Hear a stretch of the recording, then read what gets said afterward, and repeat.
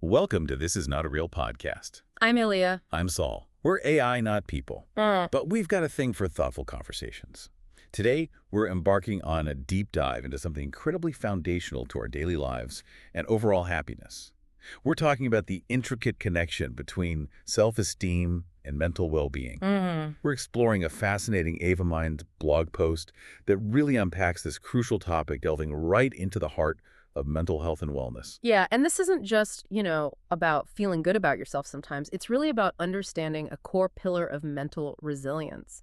Your overall emotional stability, actually. Right. The blog gives this really comprehensive look at what self-esteem truly is, how profoundly it impacts your mental state, and maybe the most intriguing part. What's that? It pulls back the curtain on these surprising kind of hidden causes of low self-worth that often go completely unnoticed. It's a really thorough look at how our internal view of ourselves shapes, well, pretty much everything. So our mission in this deep dive is to extract the most important nuggets of knowledge from this blog. We want to help you understand not just what self-esteem is, Which is key. but why it matters so deeply to your everyday functioning, your emotional health, and crucially, what practical, actionable steps you can actually take to nurture and strengthen it. Yeah, we'll look at the obvious stuff, but also those quieter forces. The ones that can subtly chip away at our sense of worth, often without us even realizing it. Okay, let's unpack this. So let's start right at the beginning. Self-esteem, it's a term we hear thrown around a lot, right? In self-help stuff, talks, even just chatting. All the time. But often it feels a bit fuzzy, vague.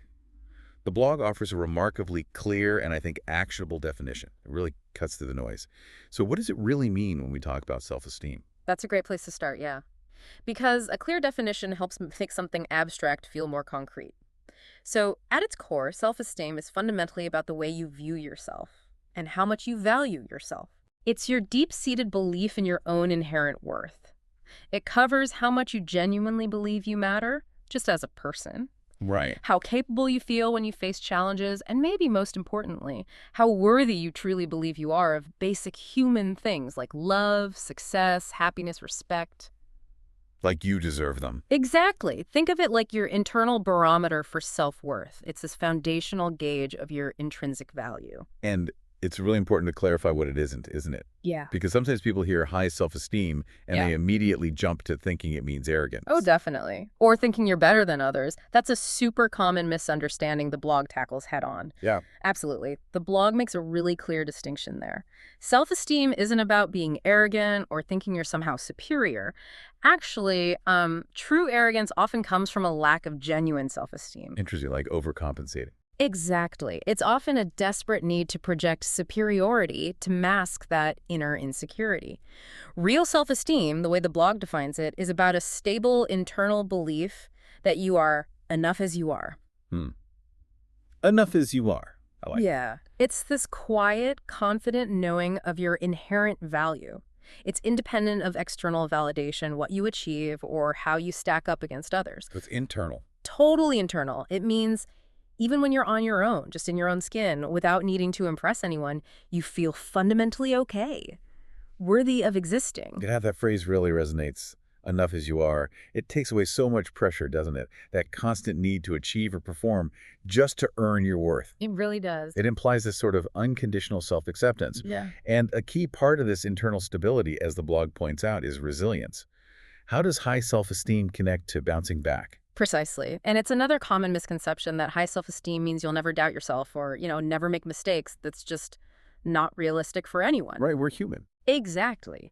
But what it does mean is that when you hit those inevitable setbacks, when you face criticism or when you stumble somehow, you have that internal strength, that fortitude to bounce back without completely falling apart inside. Okay. You can acknowledge the mistake, learn from it, feel the disappointment that's normal, but you don't let it define your entire self-worth. So, for example, say you don't get a promotion you really wanted.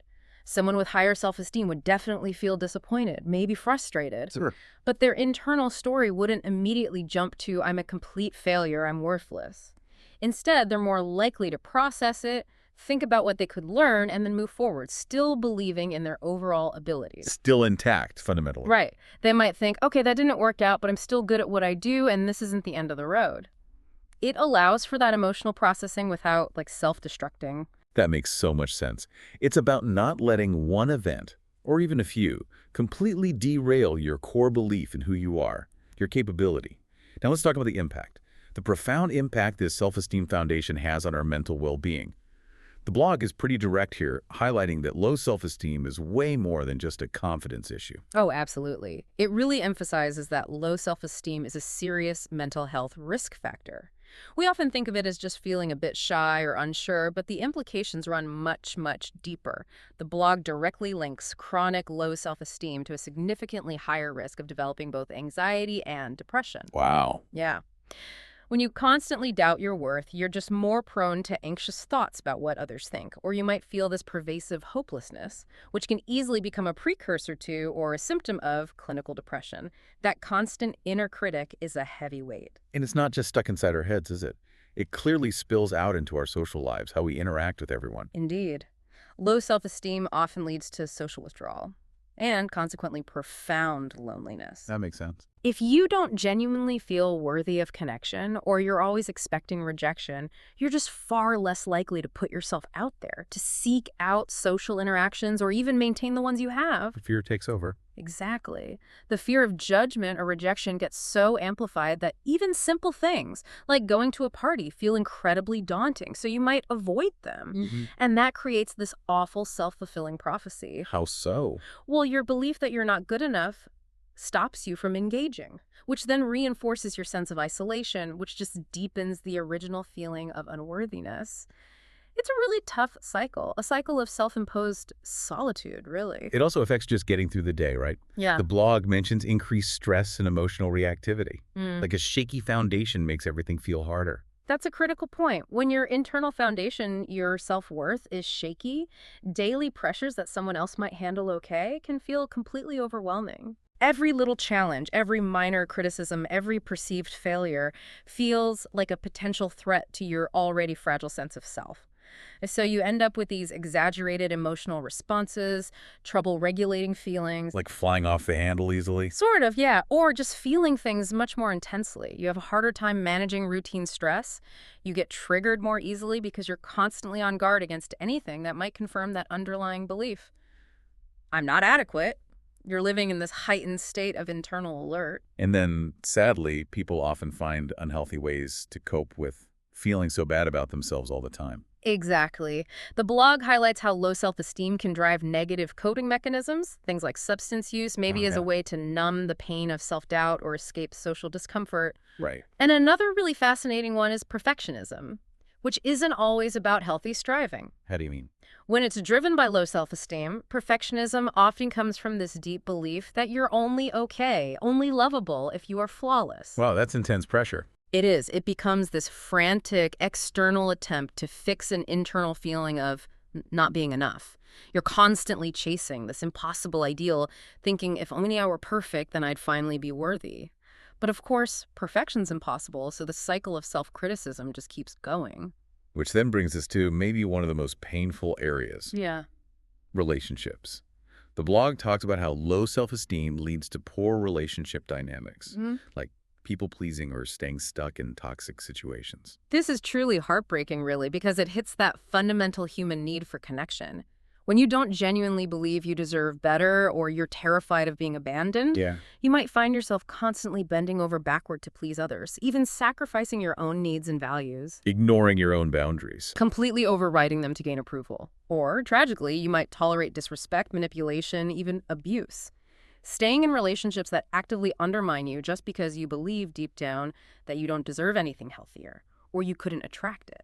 That thought, who else would want me? Exactly. That insidious thought can keep people trapped in these cycles of unhealthy dynamics, which of course just erodes their self-worth even further. What's truly fascinating here, and maybe connecting this to the bigger picture, is just how pervasive the impact of self-esteem is. It's not just like a personality trait you have or don't have. It's more fundamental. It's like a foundational operating system for our entire emotional lives. Imagine it's the core software running how you process emotions, make decisions, perceive reality. Okay. If that software is buggy or corrupted or constantly under attack from that inner critic, it influences nearly every single interaction, every choice, every internal experience. It dictates how you interpret feedback, how you respond to challenges, how you see your place in the world. So a healthy operating system means smoother functioning. Exactly. Yeah. Smooth, efficient, resilient functioning. While a damaged one creates constant glitches, instability, and emotional dysregulation. That's a really powerful analogy. It just underscores how fundamental this is. But okay, on the flip side, the blog also outlines the huge transformative benefits of cultivating higher self-esteem. It's not just about avoiding the bad stuff. Right. It's about unlocking a much more fulfilling life. And these benefits are really profound. Higher self-esteem is strongly linked to a significantly improved mood, generally speaking, and much greater emotional resilience. Being able to handle life's bumps. Pretty much, you're better able to weather life's inevitable storms, adapt when things get tough, and maintain a more stable emotional state overall. You don't get tossed around by every negative thought or minor setback. You've got this inner anchor. And healthier boundaries, too, which feels huge. Yeah. In relationships, work, everywhere. Protecting your energy. Absolutely crucial. When you genuinely value yourself, you're more likely to recognize your limits, understand your needs, and this is key, communicate them effectively, assertively even. Knowing what you will and won't accept. Exactly. You understand what you need to thrive and what you won't tolerate. That empowers you to set clear, healthy boundaries everywhere, personal life, family, work. And it's not about being rigid or pushing people away. No, it's self-respect. It's respecting your own needs, your time, your energy, your inherent worth, instead of letting others dictate your value. And finally, that greater sense of agency over your life.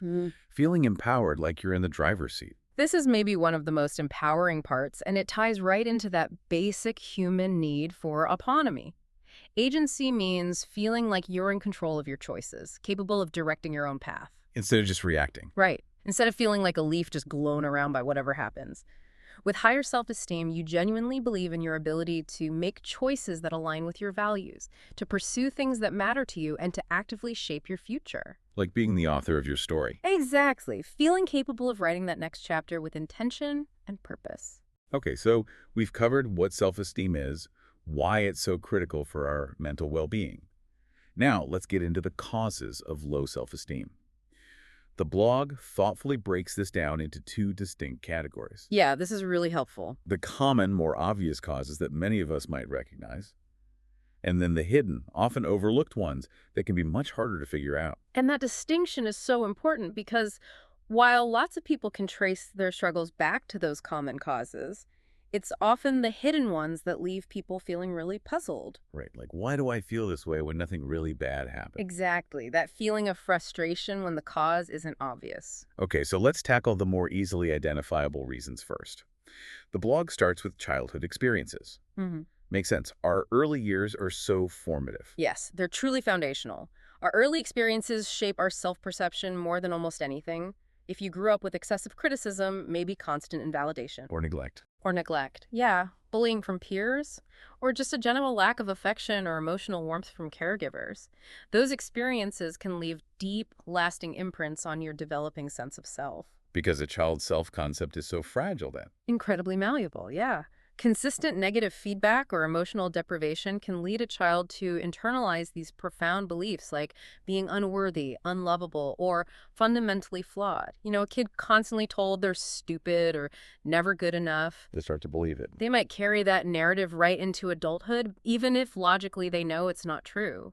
Their self-esteem gets built on this shaky foundation of perceived inadequacy. And trauma is another really clear, impactful one. The blog mentions lasting scars. Absolutely. Emotional, physical, psychological trauma, whether it's one big event or chronic exposure, it can fundamentally shatter your sense of self, alter your self-perception. How so? Well, it can just obliterate your sense of safety, control, and inherent worth. It can leave you feeling permanently damaged or profoundly vulnerable.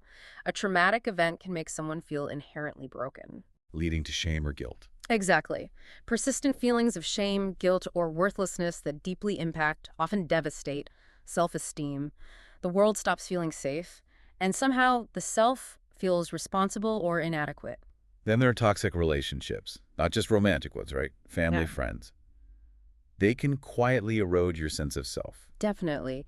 Being in environments where you're consistently belittled, invalidated, undermined, maybe subjected to constant passive aggression, it just chips away at your self-worth over time. And it doesn't have to be overt abuse. No, not necessarily, though that certainly counts. It can be this constant, subtle erosion, your opinions dismissed, feelings minimized, accomplishments ignored, or just feeling tolerated rather than celebrated. That constant invalidation makes you doubt yourself. Totally. Makes you doubt your own perceptions, your value, leads to this profound sense of just not mattering. Okay, now, in our super connected world, social comparison feels huge, especially with social media everywhere. It's almost impossible to avoid. It's massive. The constant measuring of yourself against curated, often highly unrealistic versions of others online, or even idealized versions of people you know in real life, it's a significant and often sneaky contributor to low self-esteem. Not highlight reels. Exactly. Perfect bodies, perfect jobs, perfect relationships, seemingly effortless success. It's incredibly easy to fall into that trap of comparing our own messy, complex, real lives to these filtered facades. And feel like you're falling short. Constantly. It leads to that pervasive feeling of not good enough because you're judging yourself against an impossible, often completely fabricated standard. The blog notes how insidious this is, just quietly chipping away at your worth by making you think everyone else has it better or is better. Mental health conditions themselves can also play a direct role, right? Distorting how you see yourself, creating a negative feedback loop. They absolutely can. Disorders like depression, anxiety disorders, eating disorders, they often come with their own set of disordered thinking patterns. Like what? Chronic negative self-talk, maybe constant rumination, body dysmorphia, things that directly and severely worsen self-worth.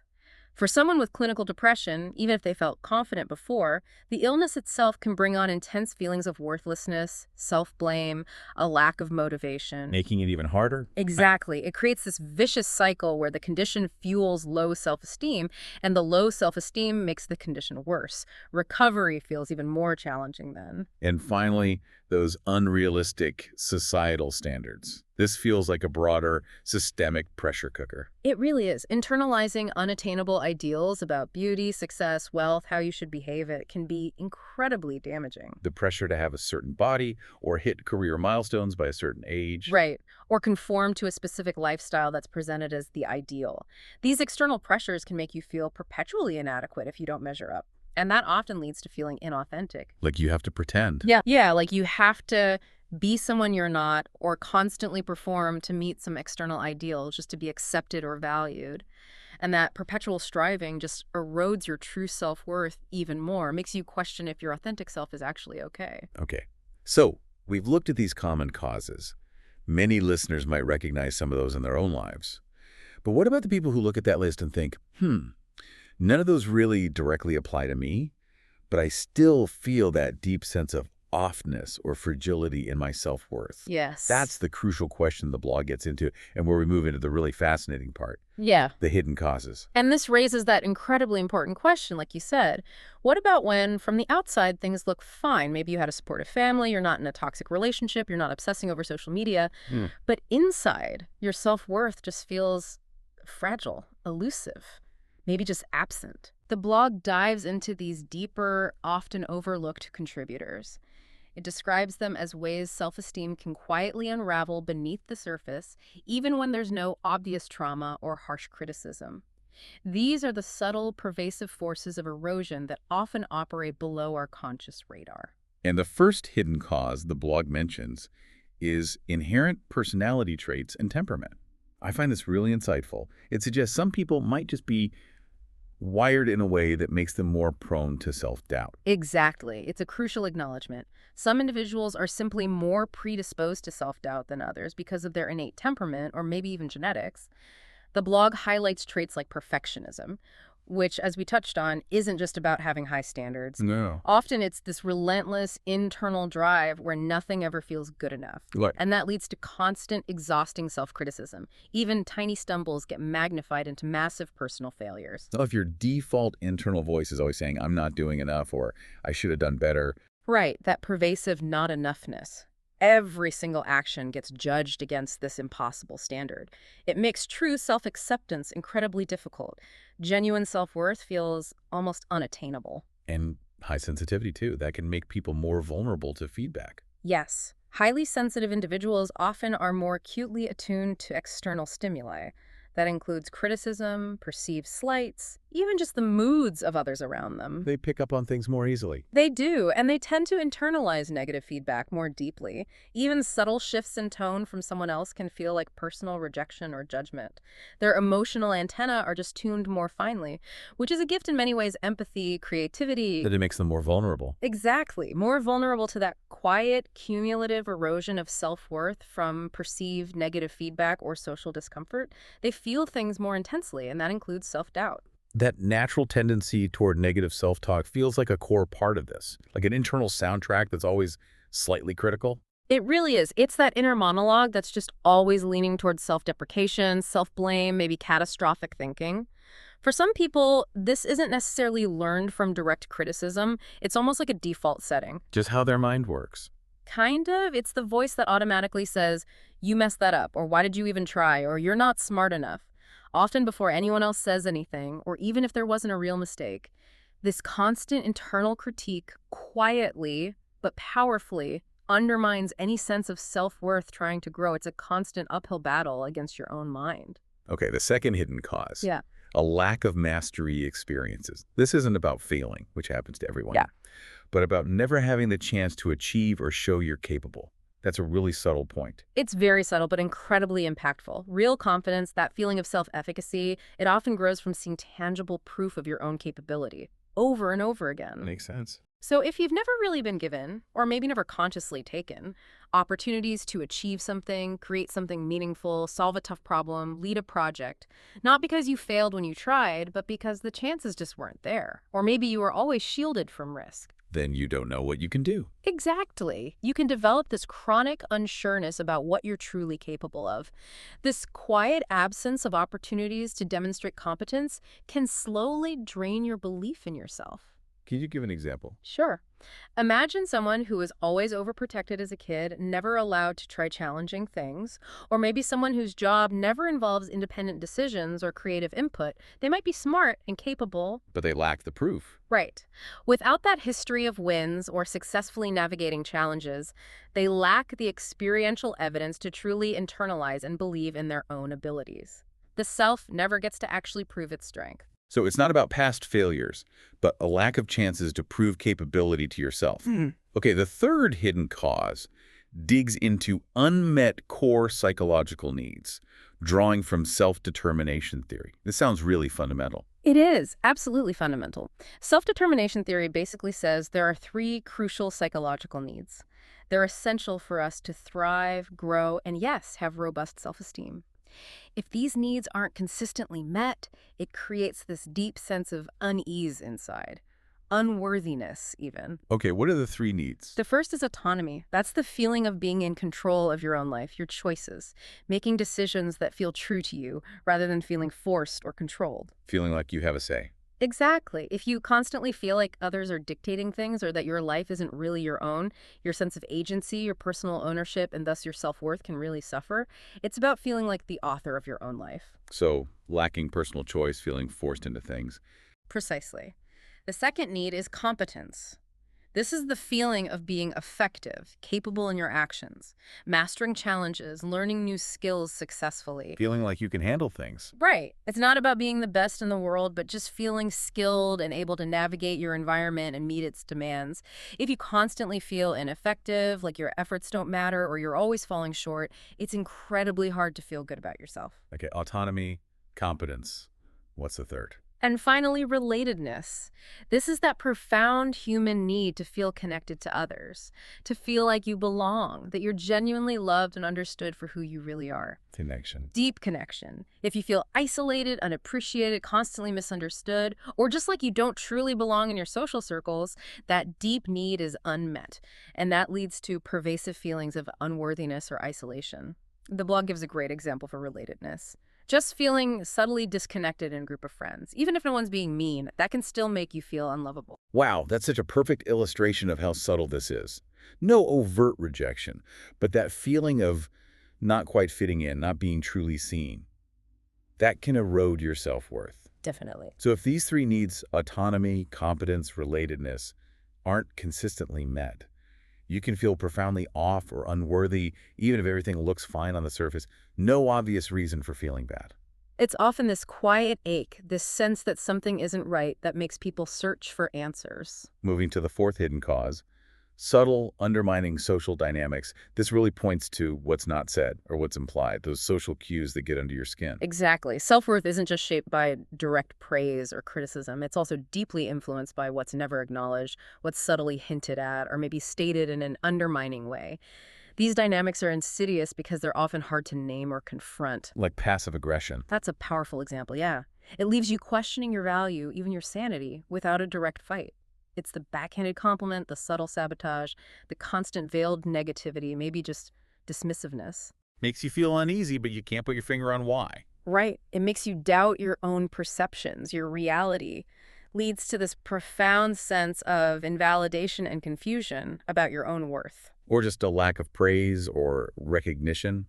This happens a lot, maybe in high-functioning teams or families where competence is just assumed. It does, surprisingly often. Even in places with no overt negativity, a consistent absence of positive affirmation can be incredibly detrimental. If your efforts, your contributions, your good qualities are consistently overlooked, taken for granted, or just met with silence, You start to think they don't matter. you can slowly internalize the message that your contributions aren't valued or aren't good enough, or you're just invisible, even if no one says that. This quiet omission slowly chips away at your sense of competence and relatedness. Leads to believing you need to work even harder just to be seen, or maybe that you're just fundamentally invisible. And invisible expectations. That sounds exhausting. Like being constantly tested without knowing the rules. It truly is exhausting, and it's a significant source of quiet self-esteem erosion. It's when you constantly feel like you're failing to meet unspoken standards you weren't even aware of. Like unspoken family rules about success. Could be. Or implicit expectations in a friend group about how you should act or look. They're constantly striving for this unseen target, which leads to feeling inadequate and frustrated because how can you meet criteria you don't even know exist? Yeah. You feel perpetually less than without understanding why. And then comparison to ideal peers. Again, so amplified by social media, but happens in real life too. Yes. Seeing others who seem effortlessly happy, successful, attractive, or just have it all together, especially through those curated online personas, can lead to deeply internalizing a sense of not enoughness. Seeing their highlight reel. And assuming that's their whole reality. We see their perfect vacations, career wins, flawless relationships, and we unconsciously compare that idealized version to our own messy, real-life, behind-the-scenes struggles. Which makes us feel lacking. This constant, often unconscious comparison fuels the belief that we are somehow fundamentally lacking compared to others, even if those others are showing an idealized version of themselves or just not showing the full picture. Okay, fifth hidden cause. Cognitive distortions. Even without a formal mental health diagnosis, this is about those ingrained automatic thinking patterns that undermine us. It's crucial to get this.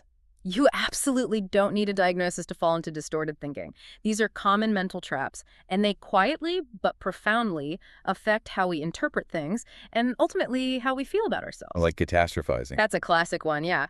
Blowing minor setbacks way out of proportion. You spill coffee before a meeting, and your mind instantly leaps to, day ruined, I'm so clumsy, can't do anything right, I'll fail. Spirals. Exactly. It's not just a fleeting bad mood, it's a distorted interpretation that feeds your inner critic and reinforces this global sense of inadequacy. And mind reading. Assuming you know what others think. Absolutely.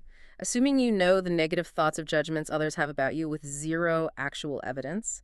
You see a friend glance at you quickly and your mind concludes, they think I look awful today, or they're mad at me. Creating anxiety out of nothing. It creates the self-imposed anxiety and reinforces the belief that others are constantly judging you negatively, even when they're probably not. Makes you feel perpetually scrutinized and inadequate socially. And the dreaded all or nothing thinking. No room for being human. Also called black and white thinking, viewing situations in extremes. Perfect or total failure. No room for nuance, progress, shades of gray. Like if you get a B, it's a failure. Exactly. Or if your diet isn't perfect for one day, the whole effort is ruined.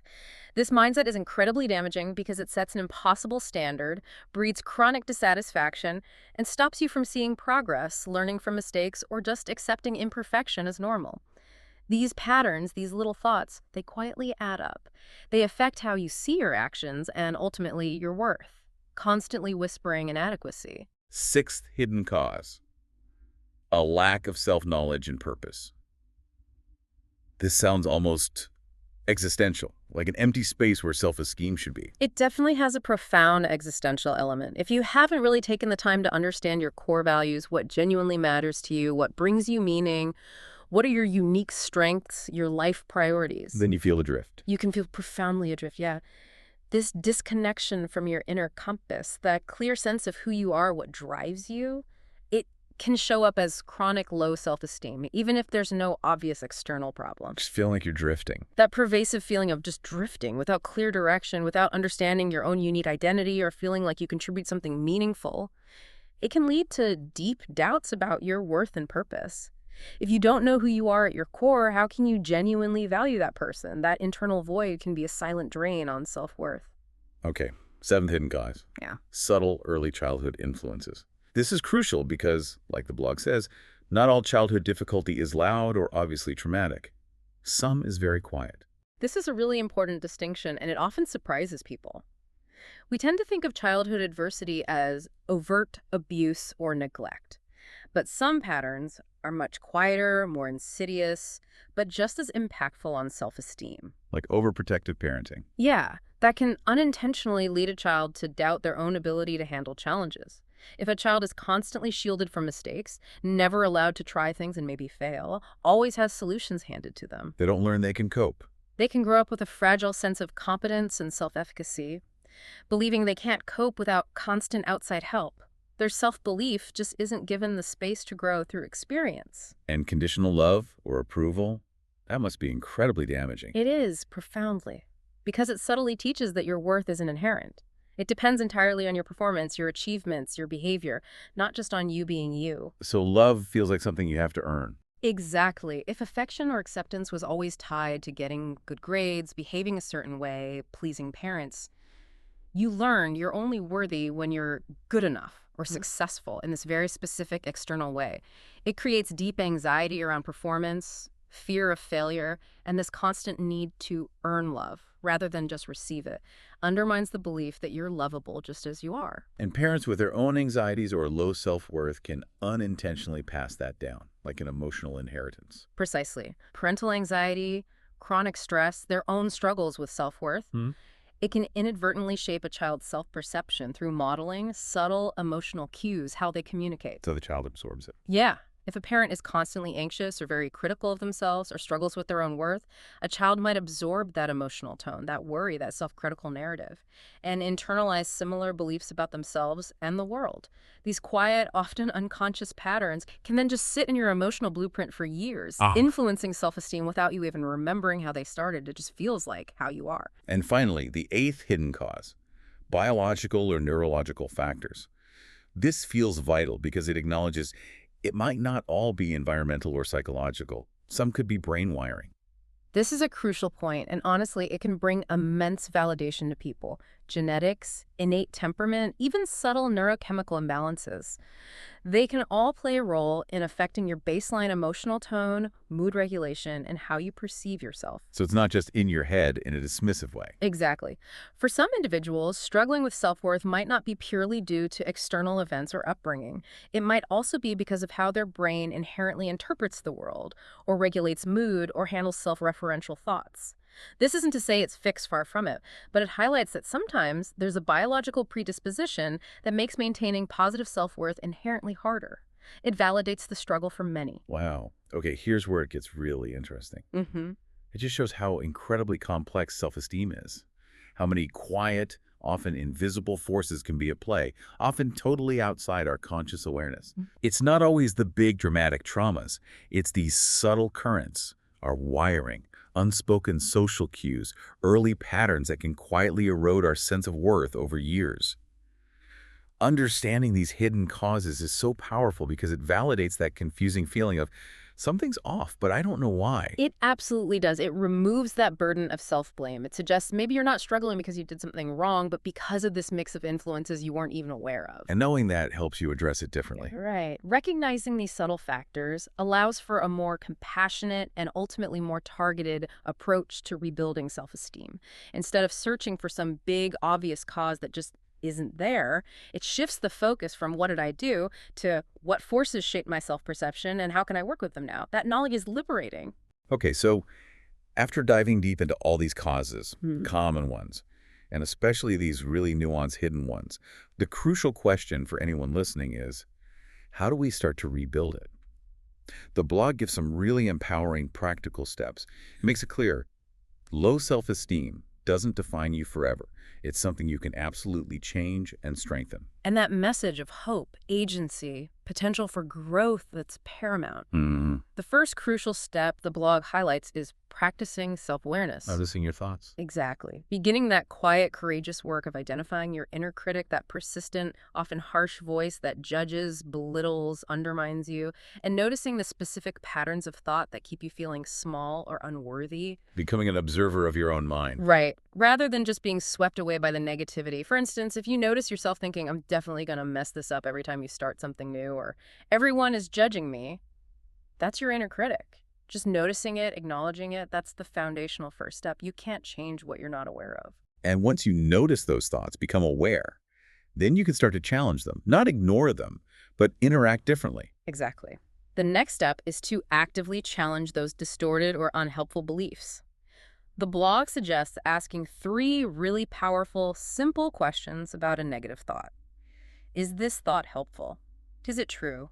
Is it kind? Helpful, true, kind. Okay. So if a thought like, I'm a complete failure, isn't helpful, it just paralyzes you, isn't objectively true, who's a complete failure, and it definitely isn't kind, then you have permission, really a directive, to dismiss it or actively reframe it. Treating thoughts like hypotheses, not facts. Precisely. Actively engaging with them, questioning them, rather than just passively accepting them as reality. It's like building a mental muscle. Then shifting focus from what you lack to what you actually possess. Yes, intentionally focusing on your strengths. This means taking dedicated time to reflect on your skills, your core values, your positive character traits, those past experiences that clearly show your competence, your good qualities. Reminding yourself of the good stuff. It's about building an evidence base for your own worth. It could be anything: your empathy, your resilience, your problem-solving skills, creativity, loyalty. When that inner critic gets loud, you consciously redirect your attention to these truths. And I love this next one because it's so practical, so actionable. Building small wins. Sounds almost too simple, but the impact seems huge. It's incredibly effective. Genuine confidence often comes from a consistent track record of success, even small successes. The blog emphasizes setting achievable goals, even seemingly tiny ones, that let you consistently see proof of your capability. Proof you can follow through. Building momentum. Exactly, through microachievements. The blog suggests daily small wins like, okay, send that email I've been avoiding, or take 15 minutes for fresh air, or speak up just once in that meeting. Things you can actually do. Right. Each small win, no matter how insignificant it feels alone, is concrete proof to your brain. I am capable. I can follow through. I can achieve. Over time, these small, consistent wins add up. They build into this robust, internalized belief in your own effectiveness, your self-worth. It's like building muscle one rep at a time. And creating a supportive environment that feels absolutely vital. Our surroundings really do influence how we feel about ourselves. It truly is vital. Actively seeking out people and spaces where you feel genuinely seen, safe, accepted, celebrated for who you really are without having to perform or pretend. And maybe limiting contact with draining people. Yes. That might mean setting clear boundaries with individuals who consistently drain you, undermine you, or make you feel less than. And conversely, intentionally spending more time with people who uplift you, affirm your worth, respect your true self. Our social environment plays this huge, often underestimated role. Surrounding yourself with positivity and genuine connection isn't a luxury, it's a necessity for building self-esteem. And finally, a really powerful one, maybe the hardest sometimes. Self-compassion. This is truly fundamental, and maybe the most transformative.